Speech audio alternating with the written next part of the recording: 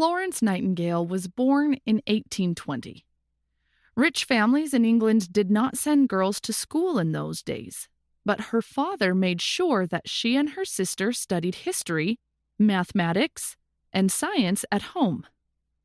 When she was 16, Nightingale decided that she wanted to spend her life helping people.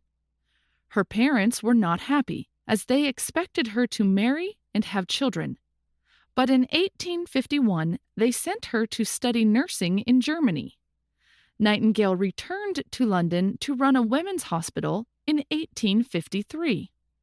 In 1854, the Crimean War started. Britain, France, and Turkey were fighting Russia for control of Crimea. A government minister asked Nightingale to take a team of nurses to Turkey to look after wounded soldiers. When she arrived, Nightingale found the soldiers in terrible conditions. The hospitals were dirty and crowded, and there were not enough medical supplies. Most soldiers died from infection and disease, not from their injuries. Nightingale worked hard to improve conditions.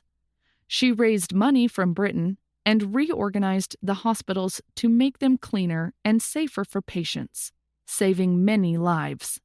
She often worked all through the night, so she became known as the Lady with the Lamp. After the war ended in 1856, Nightingale was a national hero.